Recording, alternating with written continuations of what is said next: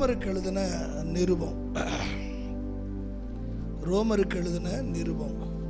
15வது அதிகாரம் 32வது வசனம்.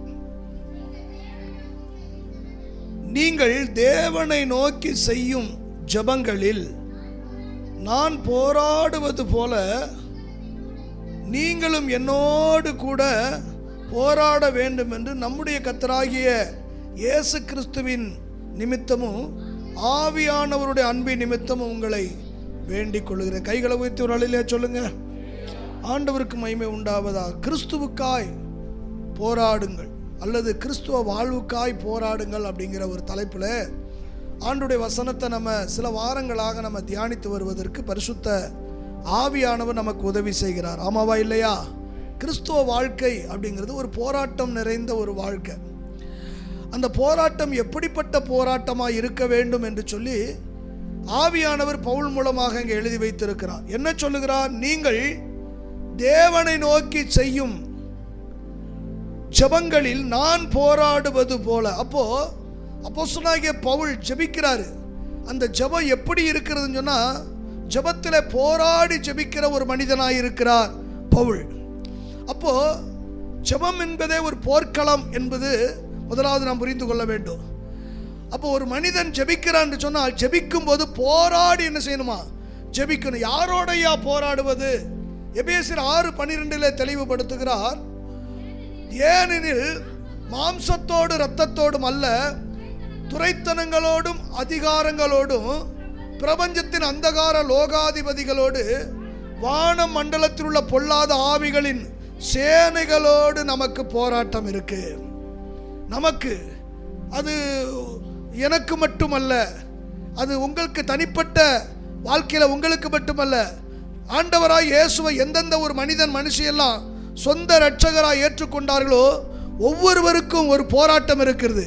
அது என்ன போராட்டம் அப்படின்னா, துரைத்தனங்களோடு அதிகாரங்களோடு பிரபஞ்சத்தின் அந்தகார லோகாதிபதிகளோடு வான மண்டலங்கள் இருக்கிற பொல்லாத ஆளின் சேனைகளோடு.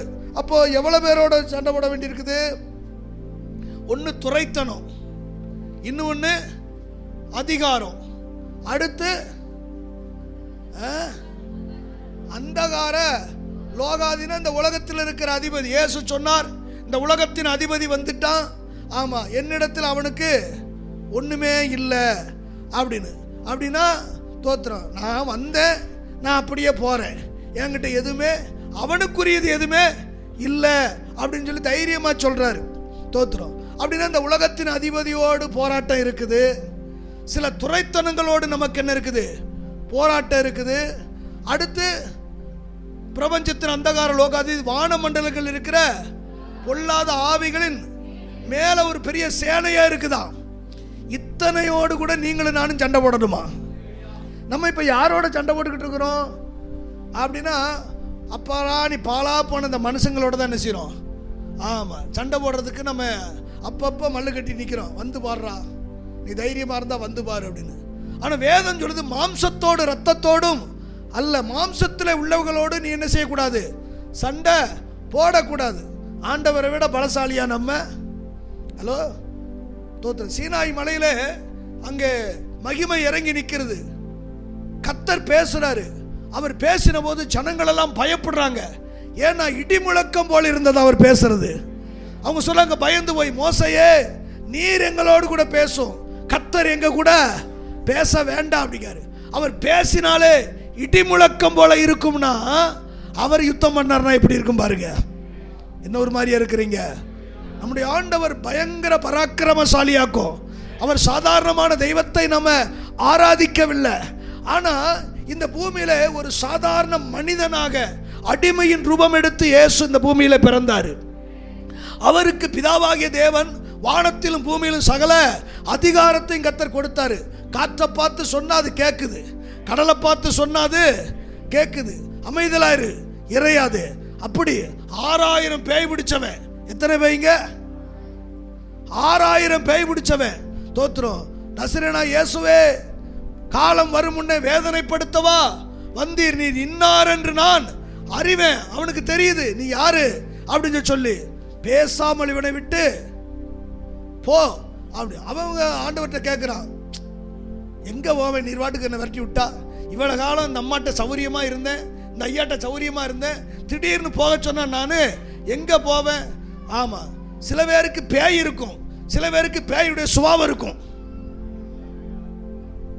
என்ன, சில பேருக்கு பேய் இருக்கும், சில பேருக்கு பேயுடைய சுபாவம், ஆமாம், கோபம் இருந்துக்கிட்டே இருக்கும். ஆமாம், அப்படின்னு சிலருக்கு பேய் இருக்கும், சிலருக்கு பேயுடைய சுபாவம், சில பேருக்கு எரிச்சல், எப்போ பார்த்தாலும் எரிஞ்செறிஞ்சு விழுந்துக்கிட்டே இருப்பாங்க. ஒரு சந்தோஷமாக சிரிச்சு என்ன செய்ய மாட்டாங்க, பேசவே மாட்டாங்க. எரிஞ்செறிஞ்சு கடும் சொற்கள் விழுந்துக்கிட்டே இருக்கும், கடினமான வார்த்தைகளை ஆமாம் பேசிக்கிட்டே இருப்பாங்க. காரணம் என்ன?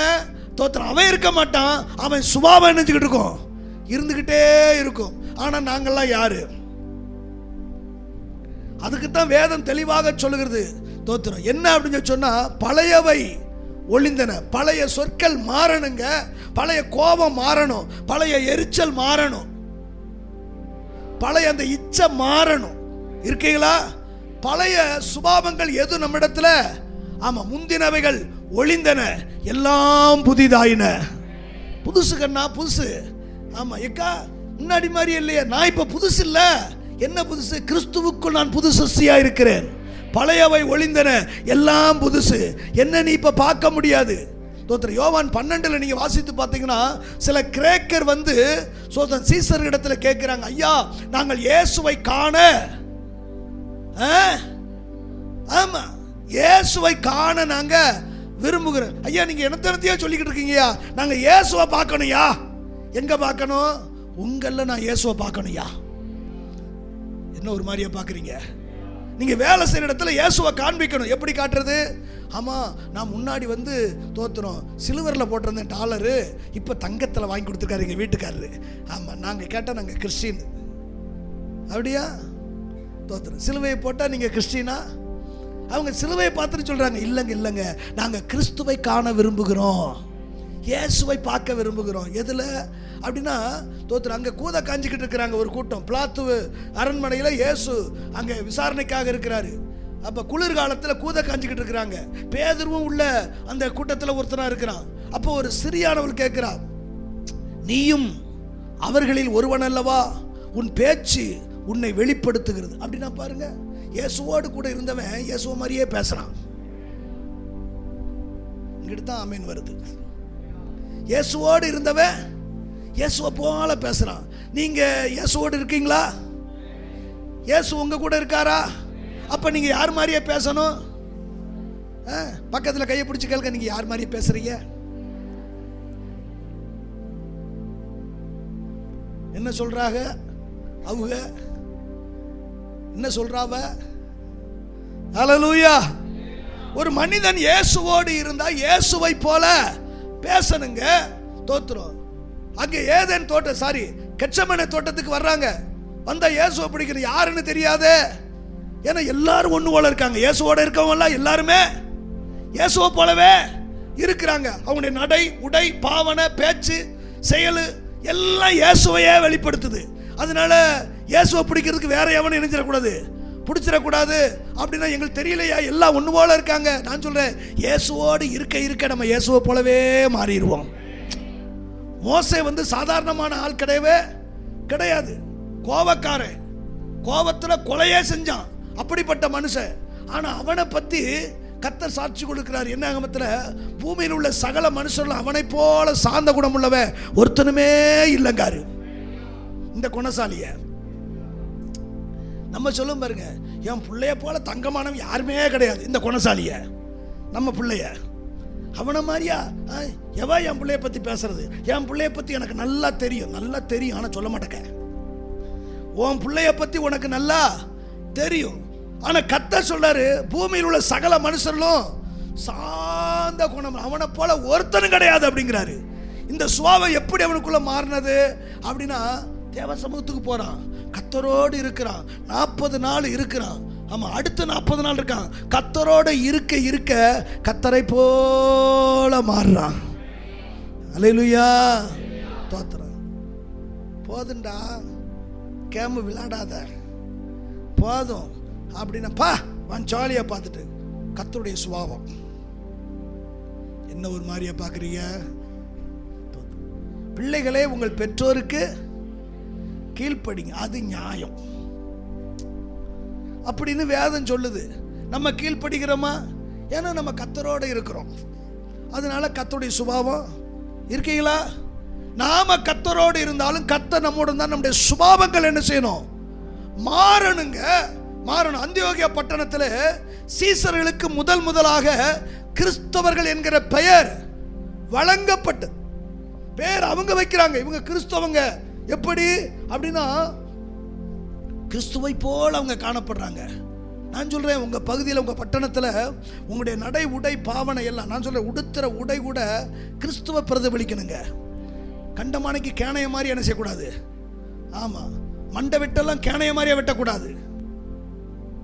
ஒரு மனிதனுக்கு நாம் உடுத்துகிற உடை இடரலை உண்டு பண்ணுமானா வேதம் சொல்லுகிறது, இடறுகிறவனை பார்க்கல இடரலுக்கு ஏதுவாயிருக்கிறவனுக்கு இயந்திரக்கல்ல கட்டி நடு சமுத்திரத்தில் ஆழ்த்துவது நலமாயிருக்கும். நீ உடுத்துற உடை கூட மற்றவர்களுக்கு என்ன செய்யக்கூடாது? மானத்தை மூடுறதுக்கு கூட தோத்துரும். அது இச்சையை உருவாக்குவதற்கு நம்முடைய உடை இருக்கவே கூடாது. நல்லா உடை உடுத்துங்க, நல்ல தரமா உடுத்துங்க, கடன் வாங்கி உடுத்தாதீங்க. சில வேளைகளில் நான் இந்த ஸ்டேட்டஸ் எல்லாம் பார்க்க மாட்டேன். ஆமாம், யாராவது ரொம்ப சொல்லும் போது என்னைக்கோ வருஷத்தில் ஒரு நாள் ஏதோ ஒன்று வச்சு விடுவேன். ஸ்டேட்டஸை சில வேளைகளை பார்ப்பேன். பார்த்தாச்சு, நான் கல்யாணம் முடித்தவங்க கணவன் மனைவியாக ஸ்டேட்டஸ் வைங்க வச்சா, கல்யாணம் முடித்தவங்க கணவன் மனைவி 2 பேரும் சேர்ந்து அழகா தோளில் கை போட்டு கொடுங்க. ஆதாம் ஏவாள் மாதிரியா? ஒரு அல்லேலூயா சொல்லுங்க. தோத்துரும். கணவன் மனைவியா ஸ்டேட்டஸ் வைங்க. யாருக்காக நீங்க உடுத்துறீங்க? யாருக்காக நீங்க வாழ்றீங்க? ஒன்னு இயேசுவுக்காக இருக்கணும், 2வது உங்க குடும்பத்துக்காக இருக்கணும். உங்க கணவன் உங்களை பார்த்து சந்தோஷப்படட்டும், மனைவி பார்த்து என்ன செய்யட்டும்? உங்களை சந்தோஷப்படுத்து. நல்ல உடை உடுத்துங்க. ஆமா, பிச்சைக்கார மாதிரியே காட்டிட்டு தெரிய வேண்டிய அவசியம் நமக்கு இல்ல. நம்ம ராஜாவினுடைய பிள்ளைங்க. நல்ல வஸ்திரங்களை உடுத்துங்க, விலை உயர்ந்தது கூட உடுத்துங்க. கடன் வாங்கி மட்டும் என்ன செய்யாதீங்க. ஆமா, விலை உயர்ந்தது உடுத்த சொல்லிருக்காரு பாஸ்டர், கேட்டுக்கீங்களா? அதனால இந்த வாரத்தில் எனக்கு 2000 ரூபாய்க்கு சேலை வேணும். துட்டு இல்லையாமா, கடன் வாங்குவோம், வட்டி வாங்குவோம். தோத்துணும். கடன் வாங்குவது சாபம், வேதம் சொல்லுது. தோத்துரும். நீ அநேக ஜாதிகளுக்கு கடன் கொடுப்பாய். நான் சொல்றேன், கடன் அடைக்கிற வரைக்கும் 10 ரூபா காசுக்கு எது வாங்கவே கூடாதுன்னு தீர்மானம் எடுப்போமே. தானியேல் சில தீர்மானம் எடுத்தானே, ராஜாவின் போஜனமா இருக்கட்டுமே, நல்ல நாள் வருதுயா, வந்துட்டு போகட்டும், எனக்கு எல்லாம் கொடுக்கும்போது நான் சேர்ந்து அனுபவிப்பேன். ஆமென் சொல்லுங்க. கர்த்தர் கொடுக்க சில தீர்மானங்கள் எடுங்க. கடினமா இருக்கும். சில வார்த்தைகள் நம்ம நோக்கி வரும்போது காயப்படுறது மாதிரியா இருக்கும். அதை காயமா நினைக்காதீங்க. நீதிமான் கொட்டும் போது என் தலைக்கு அது என்னை வார்த்தது போல இருக்கு. அது என் தலை அல்லல் தட்டுவது இல்ல. ஏத்துக்கொள்றவங்க மட்டும் கையை ஊத்தி ஒரு அலையில சொல்லுங்க. தோத்து. போதிக்க வேண்டியது என்னுடைய வேலை. கேட்டு நடக்கிறது நடக்காதது அது உங்களை சார்ந்தது. வசனத்தின்படி வாழ உங்களை அர்ப்பணிக்கும் போது அந்த வசனம் உங்களை வாழ வைக்கும். அது நிச்சயமாங்க அற்புதத்தை கொண்டு வரும். கொஞ்ச காலம் சில தரித்திரத்தை நம்ம சந்திக்க வேண்டிய சில வனாந்தரம் இருக்கும். ஆனால் வனாந்தரத்துக்கு அடுத்து ஒரு வளமான வாழ்வை கர்த்தர் வைத்திருக்கிறார். ஆமாம், நீங்களும் நானும் சாதாரண மலர். உங்கள் மேலே இருக்கிற அபிஷேகம் எப்படிப்பட்ட தெரியுமா? யோர்தான் பிரவாகித்து வந்துகிட்டு இருக்குது. கால் பட்டவுடன் யோர்தான் பின்னிட்டு திரும்பினதான். உங்க மேல இருக்கிற அபிஷேகம் அப்படிப்பட்டது. நீங்க சுமந்து செல்கிற உடன்படிக்கை பெட்டி அப்படி செட்டது. சாதாரணமானவங்க கிடையாது. உனக்காக யாவையும் செய்து முடிக்கிற கர்த்தர் ஒருவர் இருக்கிறாரு. நாம சில காரியத்தை தேவனுக்காக சில தீர்மானம் எடுத்து நிற்போமே, கர்த்தருக்காக பிடிப்போமே. அடுத்தவங்களை பார்த்து வாழ வேண்டாம். இவங்க இப்படி வாழ்றாங்க அதனால அப்படி இருக்கணும்னு அவசியமே கிடையாது. நான் இப்படித்தான், என் தேவன் என்னை இப்படி வச்சிருக்க மாட்டாரு. என்ன நல்ல நிலையில கர்த்தர் வைத்திருப்பாரு. ஆமென் சொல்லுங்க. அல்லேலூயா. ஆண்டவருக்கு மகிமை உண்டாதாக. அப்ப கவனிங்க, நமக்கு ஒரு போராட்டம் இருக்குது. அது ஆவிகளோடு என்ன செய்யணுமா? போராடணும். அதைத்தான் சொல்றாரு. என்ன சொல்றாரு? நீங்கள் 32 நீங்கள் தேவனை நோக்கி செய்யும் ஜெபங்களிலே நான் போராடுவது போல. அவர் சொல்ல ஜெபம் பண்ணு அப்படிங்கிறாரு. ஜெபத்துல நீ போராடு. தோத்திரம். யாரு கூடயா போராடுறது அப்படின்னா அதைத்தான் சொல்ல, ஆவிகளோடு போராடு.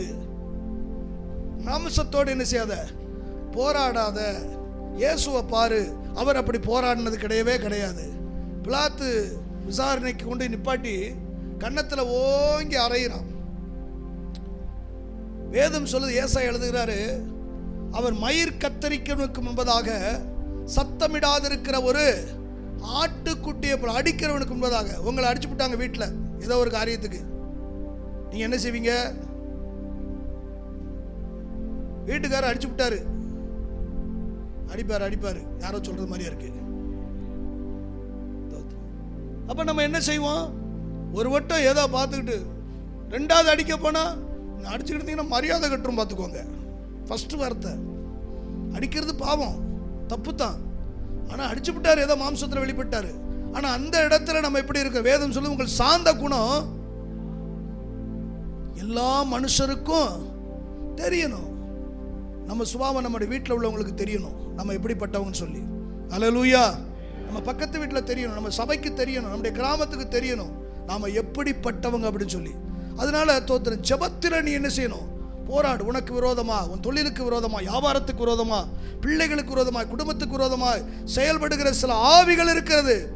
இச்சைகளை தூண்டும். அந்த வாலிப பருவம் வரும்போது அந்த ஆவிகள் இச்சைகளை தூண்டும், பிள்ளைகளை தடுமாற பண்ணும். அப்போ என்ன செய்யறது அப்படின்னா, ஞானமா புத்தி சொல்லு. அடுத்து என்ன செய்யறது? ஜெபத்தில் போராடு. ஆண்டவரே, என் பிள்ளைகளை உம்முடைய கரத்தில் நான் கொடுக்கிறேன். ஆண்டவரே, என் பிள்ளைகளுக்கு விரோதமாக செயல்படுகின்ற இச்சையின் ஆவிகள் செயலற்று போகட்டும். ஜெபத்தில் போராடு. ஆமா, நீ போராடும் போது கர்த்தர் ஜெயத்தை அவர் உனக்கு தருவாரு. அல்லேலூயா. நீங்க எப்படி பிள்ளைகள் இருக்கணும்னு நினைக்கிறீங்களோ அதை பார்க்கலும் மேன்மையாய் கர்த்தர் நடத்துவாரு. ஜெபம் நம்ம தான் ஜெபம் பண்றதே கிடையாது. சில பேர் சொல்றாங்க, தோத்துறோம், எங்களுக்கு ஜெபம் பண்ணவே முடியல. எத்தனை வருஷம் ரட்சிக்கப்பட்டு? பல வருஷம் ஆச்சு. நான் சொல்றேன், 1 மணி நேரமாவது ஒரு நாளைக்கு நீ ஜெபம் பண்ணலன்னா நீ நல்ல விசுவாசியே கிடையாது. ஒரு நாளைக்கு 1 மணி நேரமாவது நீ ஜெபம் பண்ணலன்னா நீ நல்ல விசுவாசி கிடையாது. விசுவாசி தான், ஆனா நல்ல விசுவாசி கிடையாது.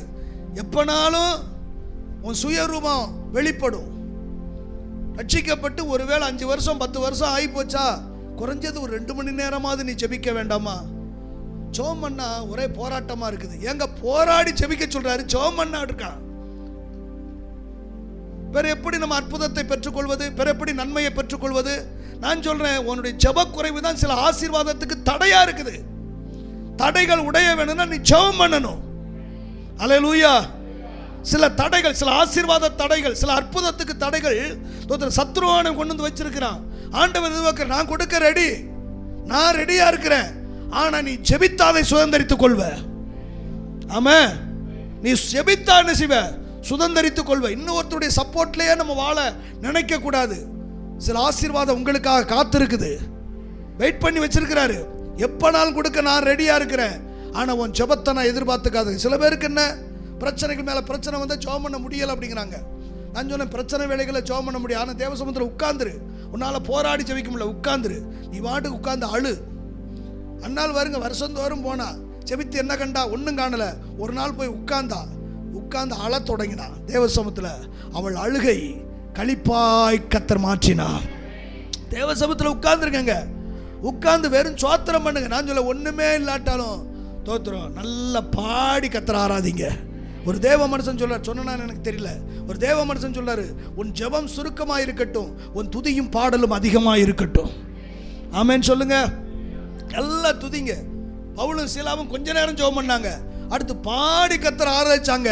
அங்கே அற்புதம் நடந்தது. கையை உயர்த்தி போதாதுங்க. அல்லேலூயா. கர்த்தருடைய பரிசுத்த நாமத்துக்கு மகிமை உண்டாவதாக. அப்போ நம்ம போராடணும்னா முதல்ல வல்லமை வேணும். அதை நம்ம கடந்த நாட்களை பார்த்தோம். வல்லமை நமக்கு தேவை. ஏன் அப்படின்னா வசனம் சொல்லுகிறது கர்த்தருக்கு மகிமை உண்டாவதாக. 2 கொரிந்தியர் 10வது அதிகாரத்தில், 2 கொரிந்தியர் 10வது அதிகாரம் 2 முதல் 5 வசனங்களை பாருங்க.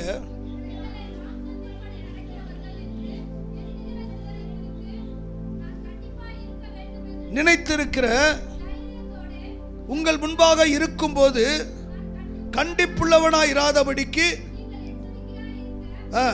வேண்டிக் கொள்ளுகிறேன். நாங்கள் மாம்சத்திலே நடக்கிறவர்களாக இருந்தாலும் மாம்சத்தின்படி போராடுகிறவர்கள் அல்ல. எங்களுடைய போர் ஆயுதங்கள் மாம்சத்துக்குரியவைகளாய் இராமல் அரண்களை நிர்மூலமாக்கத்தக்க தேவ பலன் நிறைந்ததாய் இருக்கிறது.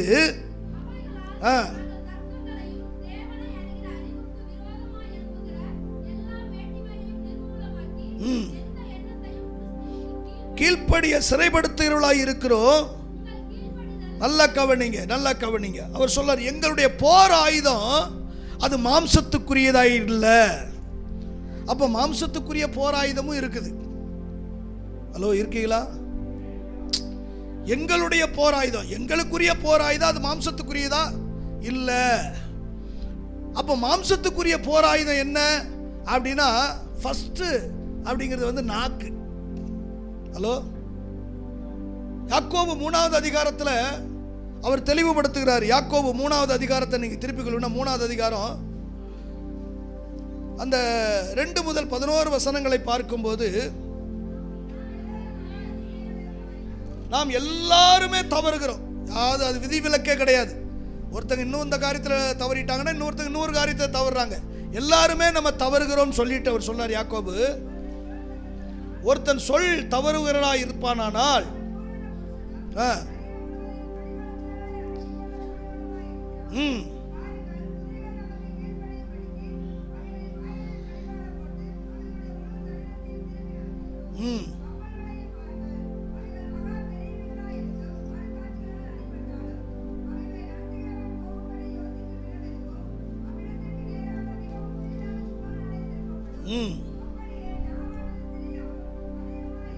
எல்லாம் கவனிங்க. அப்படியே நாவானது சிறிய அவயமாக இருந்தும் பெருமையானவைகளை பேசும் பாருங்கள், காட்டை கொளுத்தி விடுகிறது. நாவும் நெருப்புத்தான், அநீதி நிறைந்த உலகம் கரைபடுத்தி ஆயுள் சக்கரத்தை கொளுத்தி விடுகிறதாயும் கொளுத்தப்படுகிறதாயும் இருக்கிறது. பறவைகள், ஊரும் பிராணிகள், மனுஷ சுபாவத்தால் அடக்கப்பட்டது உண்டு, ஒரு மனுஷனாலும் கூடாது இருக்கிறது. துதிக்கிறோம், சபிக்கிறோம். துதித்தலும் சபித்தலும் ஒரே வாயிலிருந்து புறப்படுகிறது. இப்படி இருக்க கூடாது. ஒரு அல்லேலூயா சொல்லுங்க. நாவும் ஒரு நெருப்பு அப்படிங்காரு. இது ஒரு பெரிய ஆயுதம். இந்த நாவினால இன்னைக்கு அநேகருடைய இருதயம் காயப்படுகிறது. தோத்துரும். சாதாரணமா பேசுறது மாதிரியே பேசிட்டு கடைசியில் கடினமான வார்த்தைகள். இது ஒரு ஆயுதம். நாவை அடக்க ஒரு மனுஷனாலும் நல்லா பேசிக்கிட்டு இருந்தாங்க நேற்று வரைக்கும், இன்னைக்கு என்னமோ நம்மளை பத்தி தப்பா பேசுறாங்க அப்படின்னு சொல்லி கேள்விப்பட்டு போயினீங்க. நாவை நம்ம அடக்க வேண்டும். ஆமென் சொல்லுங்க. நாவும் ஒரு நெருப்புத்தான், அது அநீதி நிறைந்த உலகம். அது நம்முடைய முழு சக்கரத்தை, அதாவது முழு ஆயுள் காலத்தையும் நமக்கு அது கரைபடுத்தி விடும் அப்படிங்கிறாரு ஆண்டவர். சொல்லும்போது சொல்றாரு, மிகுதியான சொற்களினால் பாவம் இல்லாமல் போகாது. ஒருத்தங்கிட்ட ரொம்ப நேரம் பேசிட்டாலே அந்த பேச்சில் கூட பாவம் வந்துடும் அப்படிங்கிறாரு. ஆனா கர்த்தருக்கு பயந்தவங்க ஒருவரோடு ஒருவர் பேசுவாங்களாம். கர்த்தர் அதை கவனிச்சு கேட்பாரா. கர்த்தருக்கு பயந்த பிள்ளைங்க பேசணும். நாங்கள் ரட்சிக்கப்பட்ட நாட்களில் நைட்டில் 10 மணிக்கு நாங்கள் பேச தொடங்கினோம்னா, ஒரு வட்டெல்லாம் பார்த்தீங்கன்னா காலையில் 5 மணிக்கு பாசமாக முத்தம் தொளிக்கிறதுக்கு வெளியே வந்துட்டாங்க. நாங்கள் பேசிக்கிட்டு இருக்கோம். அப்படி என்ன பேசியிருப்போம்? நாளைக்கு போய் இந்த வெடியை போட்டுறணும், நாளைக்கு போய் வெடியை உருட்டிடணும், அந்த சரத்தை பிடிக்கணும். அப்படியா? இல்லை, கர்த்தரை குறித்தே. அல்லேலூயா. சிமியோனை குறித்து வேதம் சொல்லுகிறது, அவனும் அந்நேரத்தில் வந்து ஆமாம் அவரை குறித்தே பேசினான். அல்லேலூயா. 84 வயதுடைய அந்த அன்னாள், அவளும் வந்து அந்நேரத்தில் அவரை குறித்தே பேசின. 84 வயசு பாட்டியமாக கூட இயேசுநாதரை பற்றியே பேசிக்கிட்டு இருக்கா. ஆனால் நம்ம வேலை செய்கிற இடத்துல எப்போவாவது இயேசுநாதரை பற்றி பேசுறீங்களா? நான் கேட்குறேன் பாருங்க. எப்போவாவது பேசுனீங்களா? நம்ம ஊரு கதையெல்லாம் பேசுகிறோம். அடுத்து பொங்க சாட்டிட்டாங்களாம்ல நம்ம ஊரில், தோத்துறோம். அடுத்து பொங்க வைக்க போகிறாங்களாம்ல, இந்த வட்டம் பொங்க கொடுக்கலன்னு வச்சுக்கோங்க. நம்ம பேசுறதெல்லாம் தோத்துறோம், ஊரு கதை, உலக கதை. ஆனால் 84 வயதுடைய அன்னாள் அப்படிங்கிறவ அவரை குறித்து, சிமியோன் இயேசுவை பற்றியே பேசுகிறான். தெய்வ பிள்ளை, இன்னைக்கு இயேசு நம்ம கூட இருக்கிறார். உலகத்தின் முடிவு பரிந்த சகல நாட்கள் நான் உங்க கூட இருக்கிறேன்னு சொன்னவர். கர்த்தரை கூட வச்சுட்டு கர்த்தரை பத்தி நம்ம என்ன செய்ய மாட்டோம். நான் சொல்ல, ஒன்று கர்த்தரை பத்தி பேசு, இல்லாட்டா கர்த்தரோடு பேசு. கையை வைத்து சொல்லுங்க. அதுக்கு தாங்க இந்த வாயை கொடுத்துருக்கிறாரு. இந்த வாய் எப்போ என்னவா மாறும்னு தெரியாது. நாவை நம்ம ரொம்ப காக்கணும். ஒருவேளை இந்த நாவு எனக்கு கண்ட்ரோல் பண்ண முடியலங்க அப்படின்னா பரிசுத்த ஆவியானவரால் அது முடியும். தேவனால் கூடாதது ஒன்றுமே இல்லை. மனுஷனால் கூடாதது என் தேவனாலே கூடும். ஃப்ரெண்ட்ஸுகளோட பேசும்போது, மற்றவங்களை பற்றி பேசும்போது ஜாக்கிரதையாக பேசணும். அதுலேயும் ரட்சிக்கப்பட்ட பிள்ளைகளை குத்தி பேசும்போது ரொம்ப ஜாக்கிரதையாக பேசணும். யாராவது ஒருத்தங்க புகையை போட்டு விட்டு போயிடுவாங்க, புகையை நீ வாங்கி ஊதிக்கிட்டு இருக்கக்கூடாது. தோத்துறான். அவன் சொல்ல ஆரம்பிக்கும் போதே உனக்குள்ள ஜெபம் தொடங்கிடணும். இயேசுவின் நாமத்தினால புரணி பேசுகிற ஆவியை வெளியேறு, புரணி பேசுகிற ஆவியை வெளியேறு. தோத்துரு.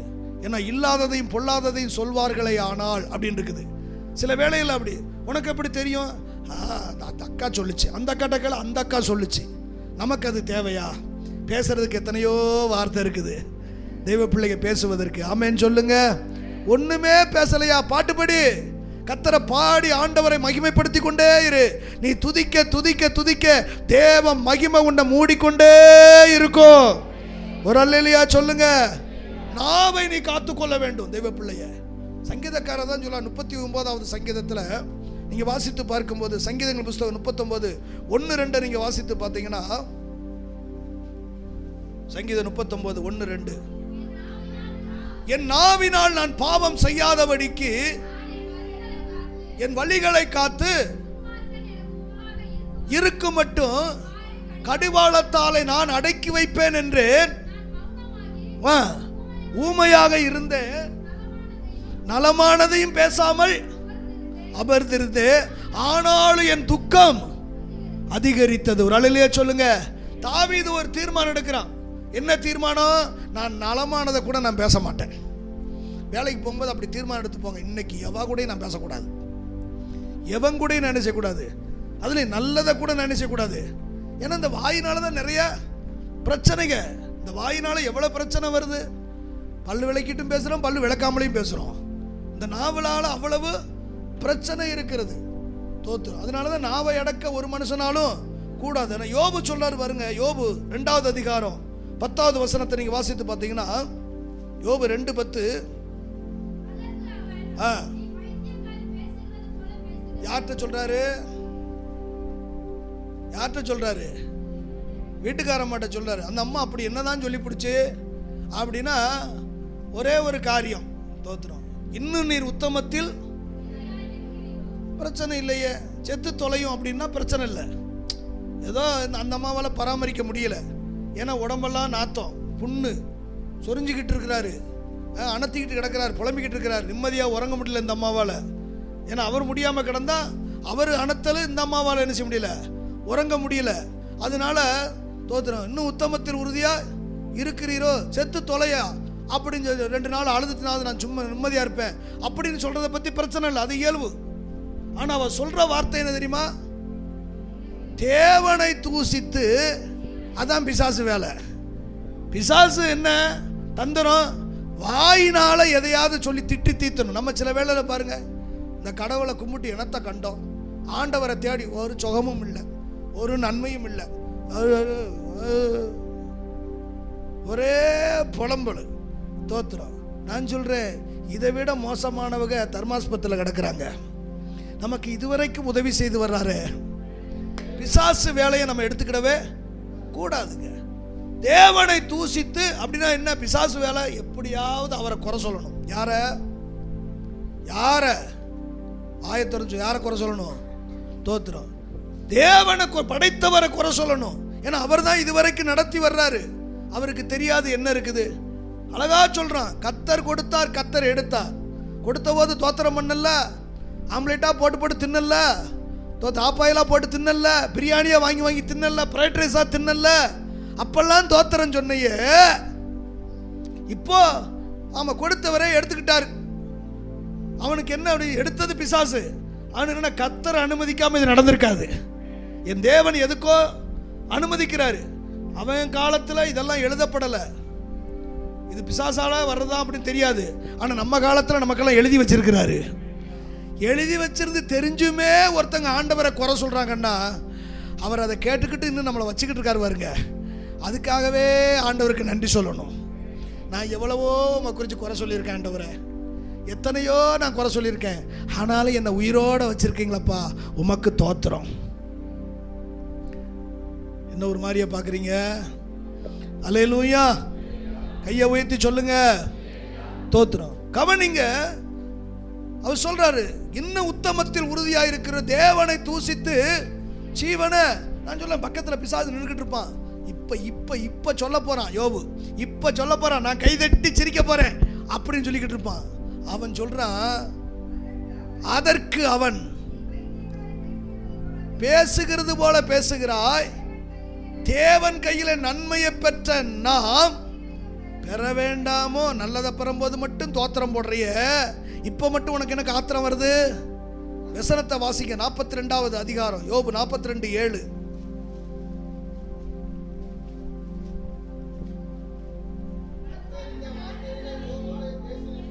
பேசின பின்பு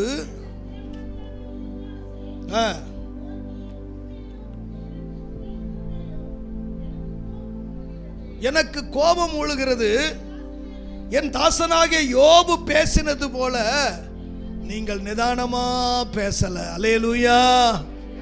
அந்த நிலைமையில யோபு தன் நாவை நிதானமா பயன்படுத்துறாரு. தோத்திரம். குறை சொல்லல, நான் சொல்ல எந்த நிலையிலுங்க என் ஆண்டவரை ஒரு நாள் நீ குறை சொல்லாத. ஏன்னா அவர் தீமை செய்கிற கர்த்தர் அல்ல. ஒருவேளை பிசாசு உனக்கு தீமை செஞ்சாலும் கூட, உன் பிள்ளைகளுக்கு தீமை செஞ்சாலும் கூட, தீமைக்கு மனஸ்தாபப்படுகிற ஒரு தெய்வத்தை ஆராதிக்கிறோம். எதுக்கு மனஸ்தாபப்படணும் அப்படின்னா, இவ்வளவு தீமை பிசாசால நடக்குதே, என் பிள்ளை என்னை சார்ந்து இருக்க மாட்டேக்காளே, என்னை சார்ந்து வரமாட்டேக்கானே அப்படின்னு அங்கலாய்க்கிற ஒரு கர்த்தரை நாம் ஆராதிக்கிறோம். ஆமென் சொல்லுங்க. அப்போ நமக்கு ஒரு போராட்டம் இருக்கிறது. அது ஆவிகளோடு நமக்கு போராட்டம். அந்த ஆவிகளோடு போராடுவதற்கு நமக்கு தேவைதான் ஆவியின் பலன். இரண்டாவது காரியம் என்ன அப்படின்னா, எபேசியர் 6:11 வாசித்து பாருங்க. சகோதரரே, பலப்படுங்கள், திராணி உள்ளவர்களாய் ஆகும்படிக்கு 13-17.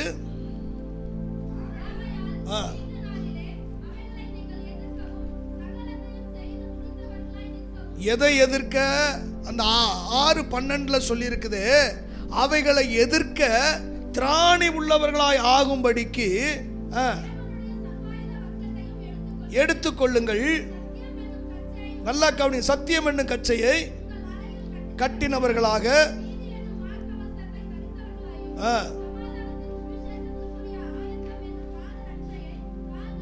தொடுத்தவர்களாயும்,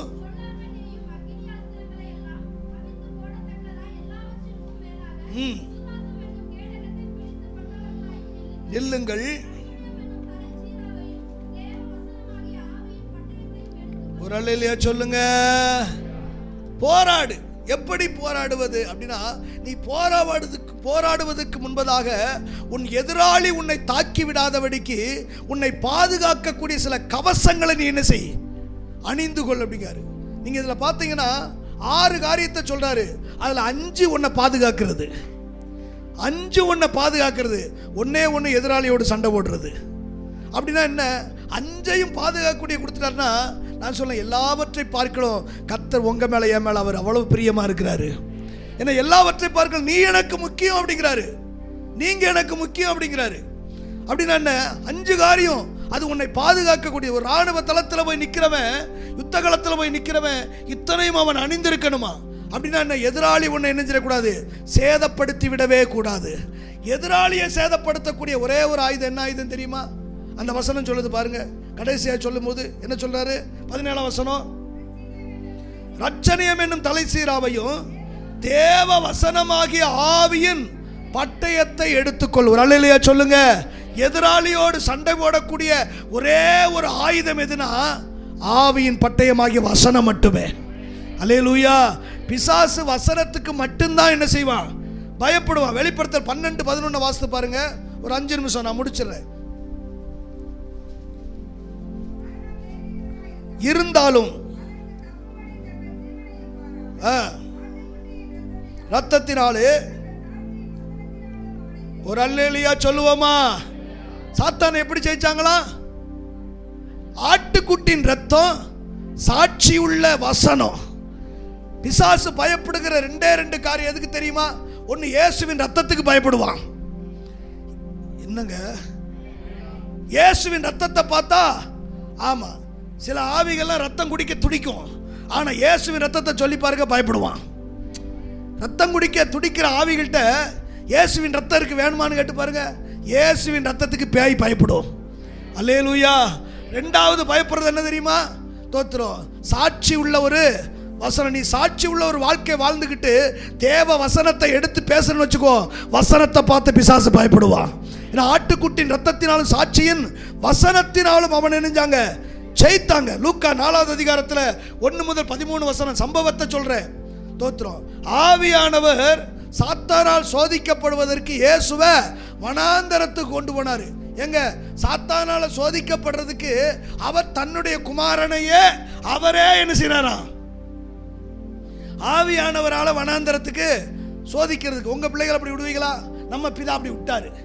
ஏன் அப்படின்னா தோத்திரம், ஒரு நாள் ஆதாம் இந்த பயட்டை தோத்து போனான், நம்பி விட்டையா தோத்து போனான். ஆனா விண்ணிலிருந்து வந்த அந்த ஆதாமு ஜெயிக்கணும்.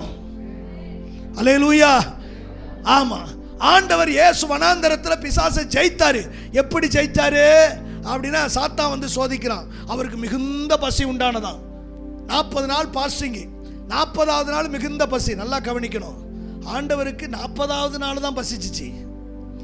நமக்கு உபவாசத்தை தொடங்கின உடனே பசிக்குது. தோத்துரு. அவருக்கு மிகுந்த பசி. அப்ப வந்து சொல்றான், இந்த கல்லுகளை அப்பமாக்கி நீர் சாப்பிடும் அப்படின்னு. தோத்துரும். அப்போ அந்த அவர் பிரதியுத்தரமாக, மனுஷன் அப்பத்தினால மாத்திரமல்ல, இப்ப வல்லமையோடு இருக்கிறாரு. அவர் நினைச்சா கல்ல மண்ணை கூட அப்பமா மாற்ற முடியும். ஆனா அவர் சொல்றார், மனுஷன் அப்பத்தினால மாத்திரமல்ல, தேவனுடைய வாயிலிருந்து புறப்படுகிற ஒவ்வொரு வார்த்தையினாலும். அடுத்து உப்பரிக்கு மேல கொண்டு விட்டான். நீ தாள குதியும். அப்பொழுது தூதர்களும் என்ன செய்வாங்க, ஏந்தி கொண்டு பிசாசு வசனத்தை பேசுறான், 91 சங்கீதத்தை பேசுறான். அதனால தோத்திரம், அவனுக்கும் வசனம் தெரியுமாக்கும். என்ன ஒரு மாதிரியா இருக்கிறீங்க? தோத்திரம் வசனத்தை சொல்றான். அப்ப இயேசு என்ன சொல்றாரு அப்படின்னு சொன்னா, உன் தேவனாகிய கர்த்தரை பரீட்சை பாராதிருப்பாயாக அப்படின்னு வசனம் சொல்லி இருக்கடோய் முட்டாளு. ஒரு அல்லேலூயா சொல்லுங்க. அடுத்து என்ன? உலகத்தின் சகல ராஜ்யத்தையும் காண்பித்து மகிமையை காண்பித்து இதெல்லாம் எனக்கு கொடுக்கப்பட்டிருக்கு, நீ சாஷ்டாங்கமாய் விழுந்து பணிந்தா உமக்கு இதை தருவேன். அவர் சொல்றார், உன் தேவனாகிய கர்த்தர் ஒருவருக்கே ஆராதனை செய்வாயாக என்று. லூசு பேல படிச்சது இல்லையாடா அப்படிங்கிறாரு. வசனத்தை கொண்டே கர்த்தர் அவனை ஜெயித்தார். வேதம் சொல்லி சில காலம் அவனை விட்டு விலகி போனான். ஆமென் சொல்லுங்க. வசனத்தை பேசுங்க. வாழ்க்கையில பிரச்சனை பிசாசு கொண்டு வரானா, வசனத்தை பேசுங்க. வசனத்துக்கு பிசாசு நடுங்குவான். ஏன்னா ஆட்டுக்குட்டின் ரத்தத்தினாலும் சாட்சியின் வசனத்தினாலும் அவனை ஜெயித்தார்கள். கையை வைத்தவனல்ல சொல்லுங்க. அல்லேலூயா. தோத்திரம். கர்த்தருக்கு வேண்டிய யோசுவாவின் புத்தகம் 1வது அதிகாரம் 7-8 வசனத்தில் சொல்லப்படுகிறது. இந்த நியாயப்பிரமாண புஸ்தகம் உன் வாயை விட்டு என்ன செய்யக்கூடாது, வசன வாயை விட்டு. இன்னைக்கு நிறைய பேருக்கு வசனம் இல்லைங்க, வாயில கண்ட பேச்செல்லாம் பேசிக்கிட்டு இருக்காங்க. கண்ட பேச்செல்லாம் வருது, ஆனா வாயில் என்ன வர மாட்டேங்குது. விஜய், வாயில் என்ன வரணும்? ஓனத்தை பேசணும், வசனத்தை பேசணும். இருக்குது பைபிள்ல. அல்லேலூயா. தோத்திரம். வசனத்தை பேசுங்க. கொலோசியர்கள் 4வது அதிகாரம் 6ஆம் வசனம். கொலோசியர் 4:6.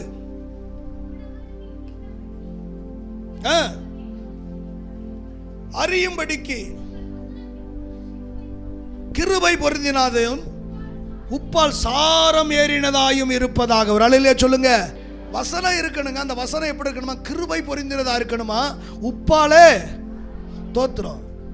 நம்ம வேதத்தில் இயேசு சொன்னாரு, உப்பானது சாரமற்று போனால் அது வெளியே கொட்டப்படுவதற்கு மனுஷனாலே மிதிக்கப்படுவதற்கு ஒழிய வேற ஒண்ணுக்கும் அது யூஸ்லெஸ்ஸா மாறிடும். வசனத்தில் எப்பவுமே என்ன இருக்கணும் தெரியுமா? சாரம், வல்லமை இருக்கணும். ஏன்னா வேதம் சொல்லுகிறது, வார்த்தை கொள்ளும் ஆவியோ உயிர்ப்பிக்கும். அப்படின்னா என்ன? அந்த வசனத்தில் கிருபை இருக்கணும், அந்த வசனத்தில் அபிஷேகம் இருக்கணும். அல்லேலூயா. ஏன்னா பேய் வசனம் பேசும். அதனால வசனம் என்கிட்ட இருக்கு அப்படின்னு நினைச்சு விட்டுறவே கூடாது. நீங்க யாரு எப்படிப்பட்ட நிலைமையில் இருக்கீங்கன்னு பிசாசுக்கு நல்லா தெரியும். அப்போஸ்தலர் 19வது அதிகாரத்தில் 11 முதல் 20 வசனங்களை பார்க்கும்போது, பிரதான ஆசாரியனாகிய ஸ்கேவா என்பவருக்கு ஒரு 7 பிள்ளைங்க, 7 பேருமே தேசாந்திரிகளா தெரிஞ்சாங்களாம். ஆமாம், ஊருக்காடெல்லாம் சுற்றிக்கிட்டு பேய் விரட்டிக்கிட்டு திரிகிறவங்க. அவங்க ஒரு நாள் பார்க்குறாங்க, இந்த பவுல் உருமாலை போட்டால் வியாதி சுகமாகுது, உருமாலை போட்டால் பிசாசு ஓடுது அப்படின்ன உடனே அவங்க சில பேய்களை துரத்த முற்படுறாங்க. நீங்கள் வீட்டில் போய் வாசித்து பாருங்க. என்ன சொல்கிறாங்க அப்படின்னா, பவுல் சொல்கிற அந்த இயேசுவின் நாமத்தினால ஆமாம் நான் உங்களை துரத்துறேன், நீங்கள் போங்க அப்படின்னு. பேய்கள்லாம் சேர்ந்து சொல்லுது, எங்களுக்கு இயேசுவையும் தெரியும், பவுலையும். நான் எனக்கு அதில் பிடிச்ச ஒரு காரியம் என்ன தெரியுமா, அவன் சொல்கிறான் பவுலை எனக்கு தெரியும் அப்படிங்க. பேய்கிட்ட போய் கேட்டாச்சுன்னா, எனக்கு தெரியும், உங்களை பற்றி தெரியும், கிறிஸ்டியாலை பற்றி எனக்கு நல்லா தெரியும், அவன் எந்த ஆஃபீஸில் வேலை செய்கிறா, எத்தனை மணிக்கு போகிறா, எல்லாம் எனக்கு டீட்டெயிலாக அவங்க அம்மா கூட மறந்துடுவாங்க, எனக்கு நல்லா தெரியும், சசிந்தாவே எனக்கு நல்லா தெரியும்னு பேய் சொல்லுவான். ஒரு மனிதனிடத்தில் குறை இருக்கும்போது அவன் குற்றம் சாட்டுகிறவன், குற்றம் சாட்டிக்கிட்டே இருப்பான். அவனுக்கு பேரே குற்றம் சாட்டுகிறவன். வெறுதாவா உம்மை சேவிக்கிறான், குற்றம் சாட்டுகிறவன். நான் சொல்கிறேன், அதனால தான் வேதம் சொல்லுது, பிசாசுக்கு என்ன செய்யாத, இடம் கூடாது. ஒரு சின்ன தவறு நம்மள வாழ்க்கையில் வந்துருச்சு, இடர்கள் வந்துருச்சு, ஆண்டவர் சமூகத்துக்கு போ, ஆண்டவர்கிட்ட சொல்ல, ஆண்டவரே இந்த தயவா என்ன செய்யுங்க, மன்னிங்க. தன் பாவங்களை மறைக்கிறவன் வாழ்வடைய மாட்டான், அறிக்கை செய்து விட்டு விடுகிறவர்கள் இரக்கத்தை, தேவ இரக்கத்தை பெற்றுக்கொள்வோம். ஆமேன் சொல்லுங்க. மன்னிக்க தயவுள்ளவர். ஆமேன் சொல்லுவோம். அல்லேலூயா, கர்த்தருக்கு ஸ்தோத்திரம். அவன் சொல்றான், எனக்கு இயேசுவையும் தெரியும், பவுலையும், நீ யாரு அப்படின்னுட்டு தோத்திரம். வஸ்திரத்தை உறிஞ்சு வஸ்திரம் இல்லாதவனா விரட்டி விட்டுருச்சு. ஹலோ, நிறைய பேர் அதனால தான் பேய் விரட்ட பயப்படுறாங்க. எங்க நம்மளுக்கு இந்த நிலைமை வந்துருமோன்னு. நான் சொல்றேன், வசனம் உங்களுக்குள் சாரம் நிறைந்ததா, கிருபை பொருந்தினா இருந்தா வசனத்துக்கு பேய் நடுங்குவான். உங்க ஆபீஸ்ல பேய் பிடிச்சவங்க எத்தனை பேர் இருக்கட்டும், உங்க பட்டணத்தில் பிசாசு பிடிச்சவங்க எத்தனை பேர் இருக்கட்டும், ஆனால் சொல்றேன் தோத்திரம், வேத வசனத்தினுடைய ஆட்டுக்குட்டின் ரத்தத்தினாலும் சாட்சியின் வசனத்தினாலும் அவனை ஜெயிக்க உங்களால முடியும். காரணம் என்ன தெரியுமா, அந்த வசனம் எப்பொழுதும் சாரமா இருக்கட்டும், அபிஷேகத்தால் நிறையப்பட்டதா இருக்கணும். நீ ஒரு வார்த்தை சொன்னாலும் அது கிருபை நிறைந்ததா இருக்கட்டும். நீ ஒரு வார்த்தை சொன்னாலும் அங்கே வல்லமை புறப்பட்டு போகட்டும். ஆமேன் சொல்லுங்க. அல்லேலூயா.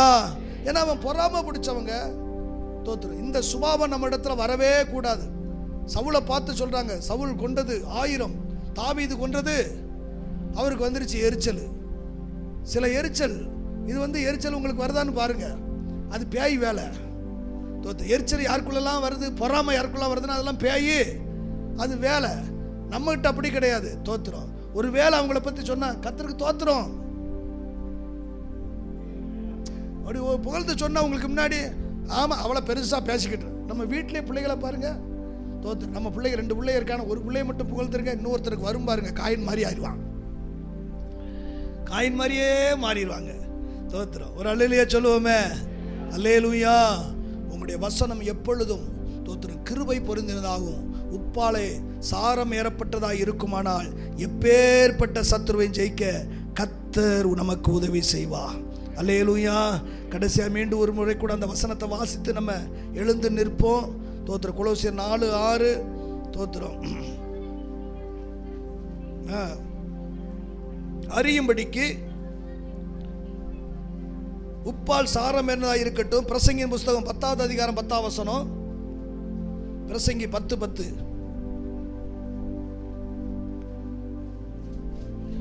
இருப்பு ஆயுதம் மழுங்கலாக இருக்க அதை தீட்டாமல் போனால், ஆயுதம் தீட்டப்படாமல் இருந்த அதிகமான பலத்தை, அப்படின்னா என்ன, உன் வசனம் தீட்டப்பட்டு இருக்கணும், எப்பொழுதும் கூர்மை உள்ளதாக இருக்குமானா தோத்திரம், நீ எதையும் நீ ஜெயிக்க முடியும். உனக்கு எதிராக, உன் பிள்ளைகளுக்கு எதிராக, தொழிலுக்கு எதிராக, உன்னுடைய வியாபாரங்களுக்கு எதிராக, குடும்பத்துக்கு எதிராக செயல்படுகிற சகல சத்துருவையும் உன்னால் வீழ்த்த முடியும். காரணம் என்ன, உன் ஆயுதம் தீட்டப்பட்டதா இருக்கும்போது. மழுங்களா இருந்தா தீட்டுகிற இடம் தாங்க தேவ சமூகம். சில பேருடைய வாழ்க்கையில் ஆயுதங்கள் தீட்டப்படாம அப்படி மழுங்கி போயிருக்கு. ஏன்னா ஜப வாழ்க்கை இல்லை, உபவாசங்கிறது இல்லை. தெய்வ பிள்ளையே, உன் குடும்பத்துக்கு விரோதமாக பிசாசு தான் செயல்பட்டு கொண்டிருக்கிறான். உங்கள் தொழிலுக்கு விரோதமாக, வியாபாரங்களுக்கு விரோதமாக, பிள்ளைகளுக்கு எதிராக. அதை நீங்கள் ஜெயிக்க வேண்டுமானால் உங்களுடைய ஆயுதம் எப்பொழுதும் தீட்டப்பட்டதாக இருக்கட்டும், கூர்மை உடையதாக இருக்கட்டும். கர்த்தர் உங்களுக்கு உதவி செய்வார், நீங்கள் ஜெயம் பெறுவீர்கள்.